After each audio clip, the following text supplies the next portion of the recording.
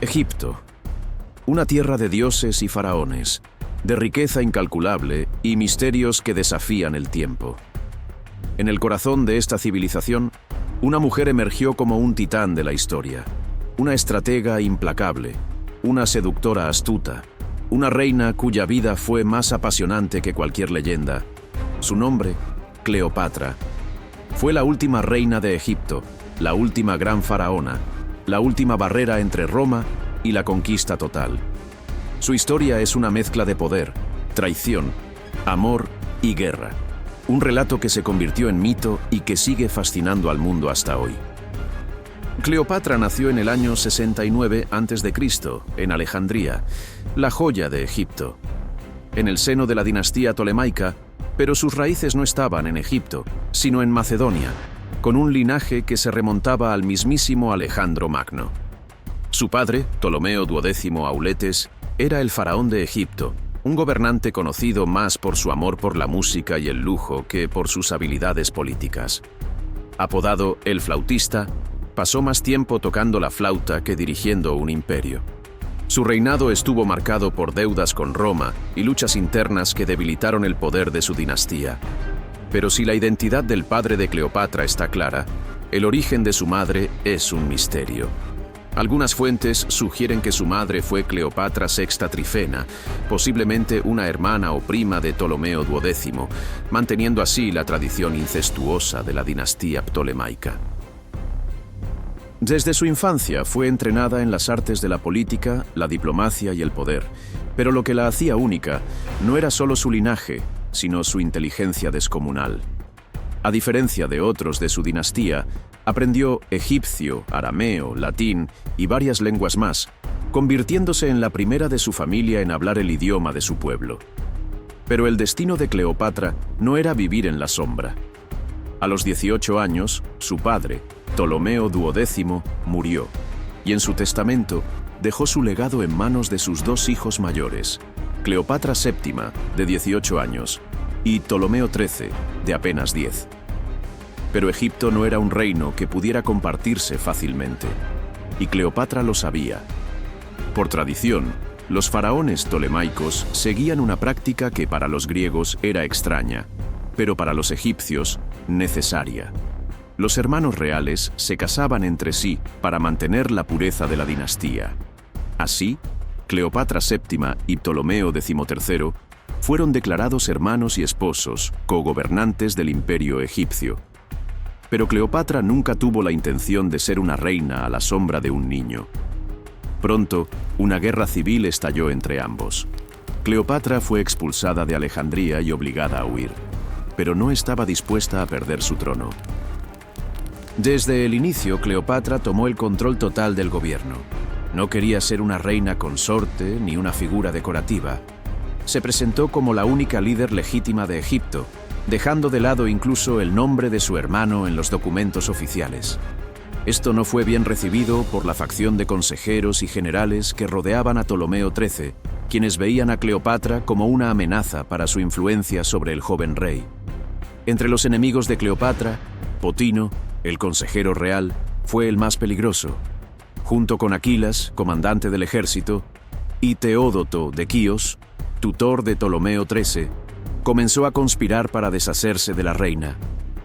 En el año 49 a.C., la tensión en Alejandría llegó a su punto máximo.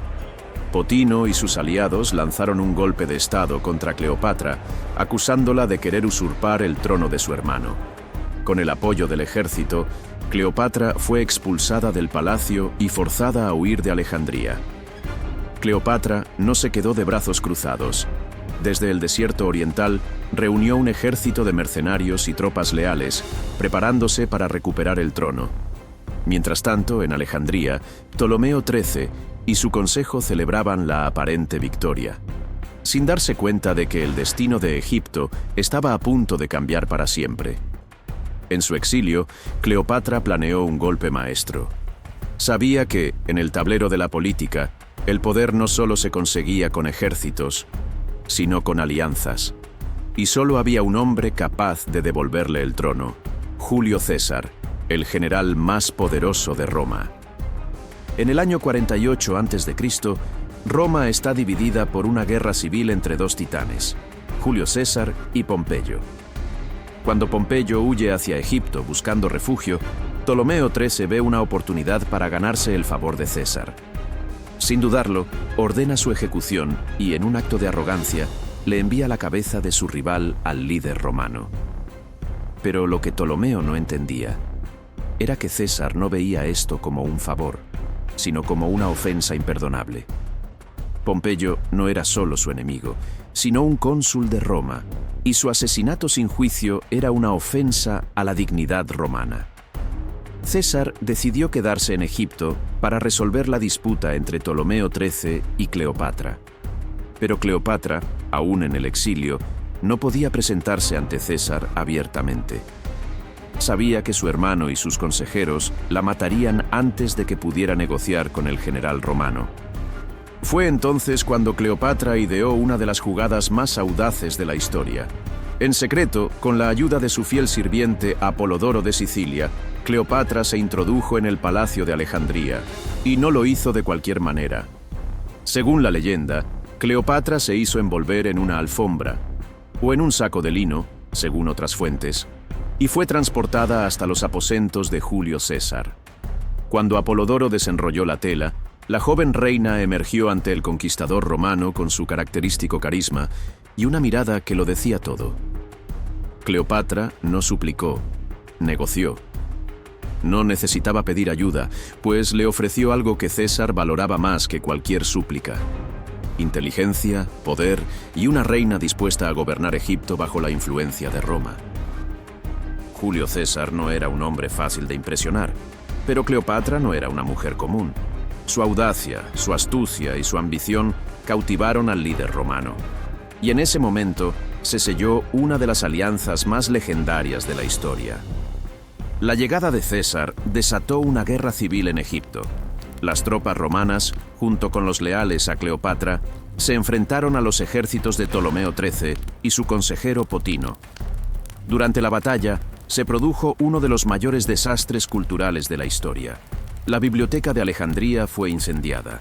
Aunque no se sabe con certeza cuántos manuscritos se perdieron, lo que es seguro es que el fuego destruyó parte del conocimiento acumulado durante siglos.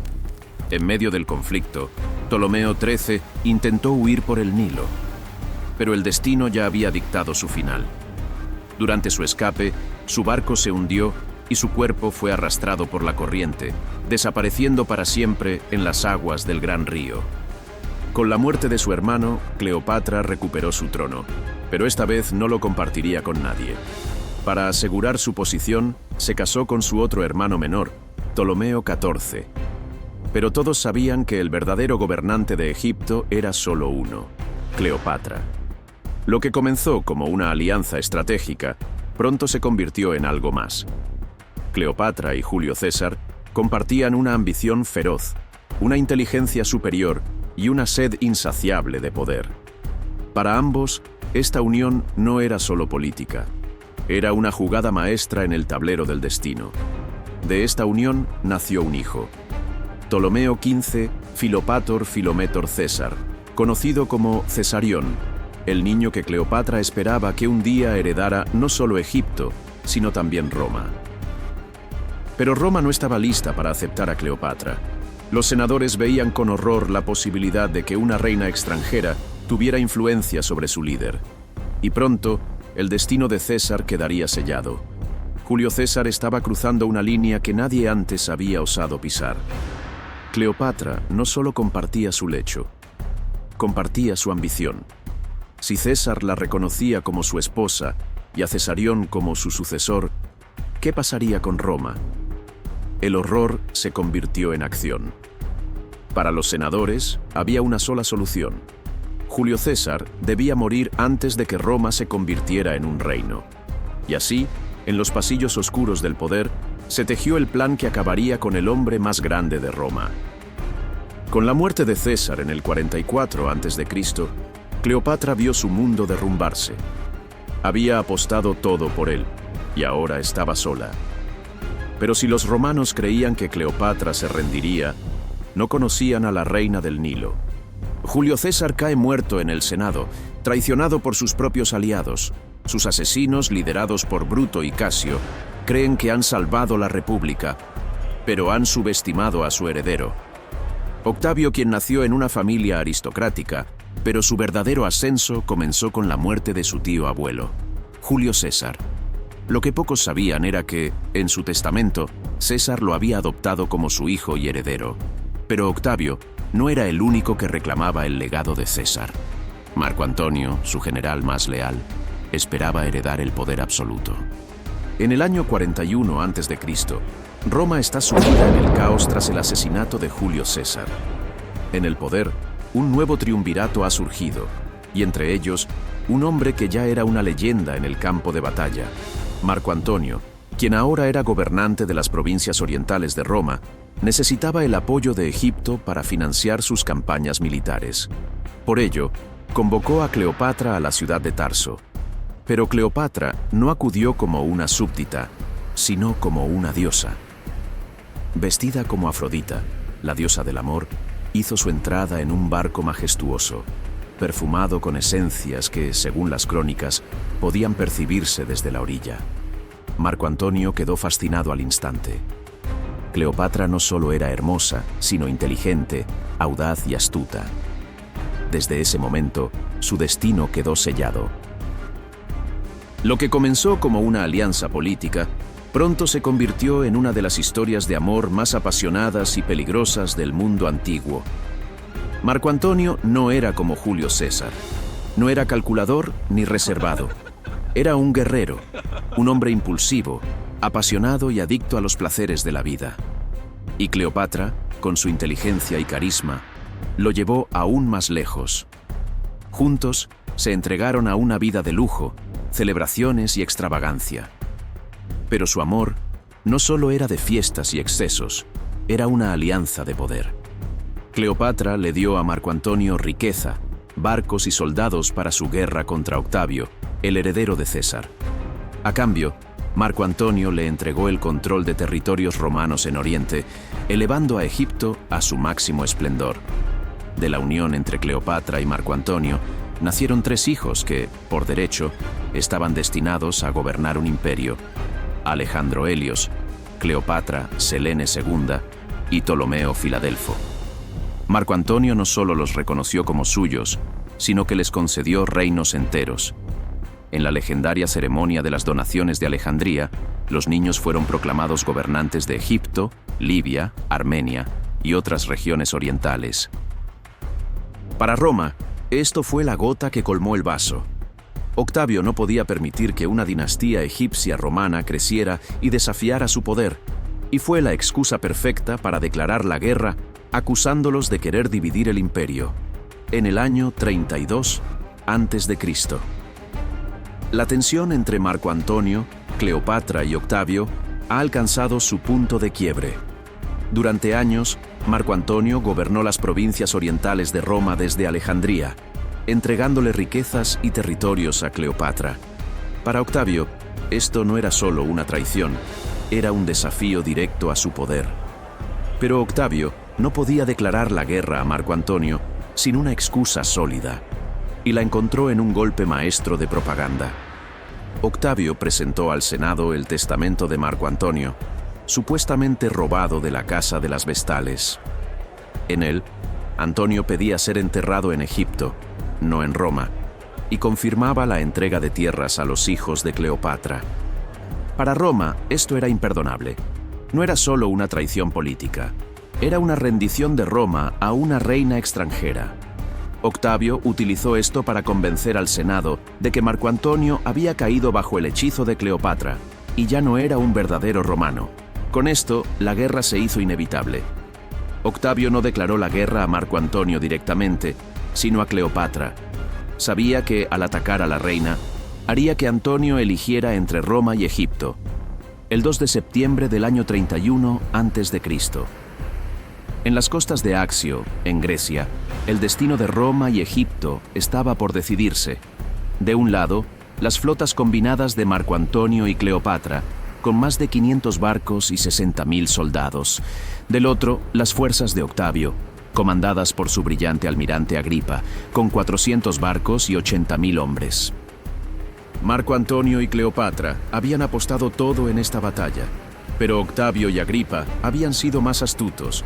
Bloquearon el suministro de agua y comida, debilitando a sus enemigos antes de que comenzara la lucha. El combate fue feroz. Marco Antonio luchó con valentía, pero su flota era demasiado pesada y lenta frente a los barcos más ligeros y maniobrables de Octavio. En medio de la batalla, Cleopatra tomó una decisión inesperada.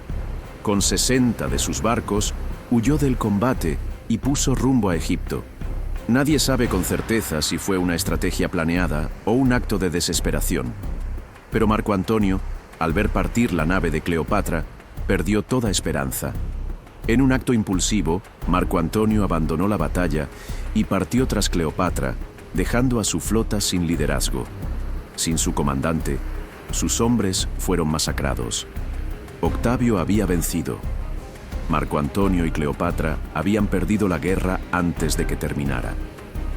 Después de la desastrosa derrota en Accio, Octavio no perdió tiempo. Con su flota imparable, navegó directamente hacia Egipto, decidido a acabar con Marco Antonio y Cleopatra de una vez por todas.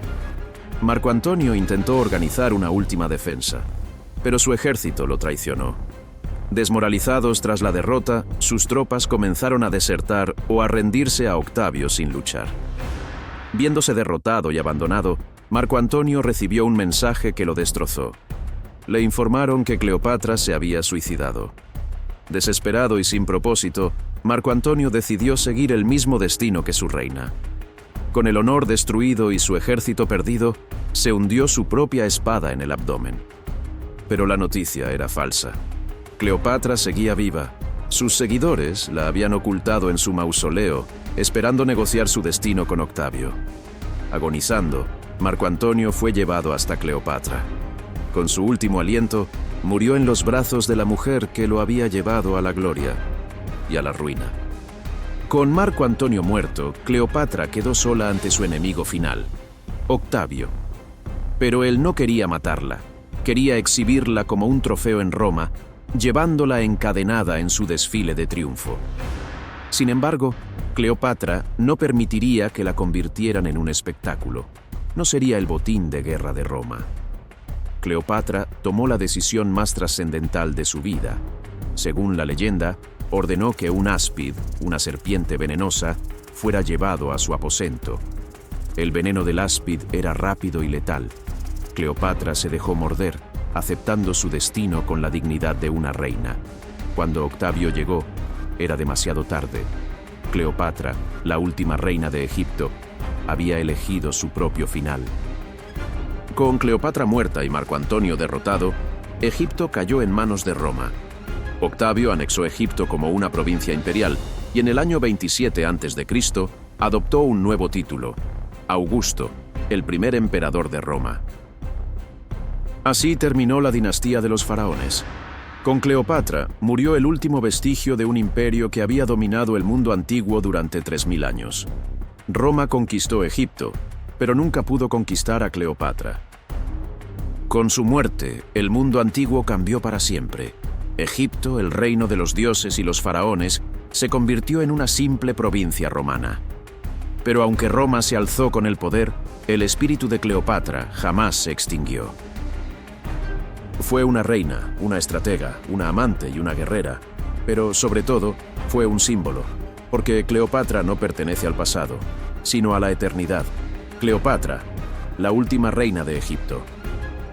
Suscríbete y activa la campanita para no perderte las leyendas que forjaron nuestro mundo.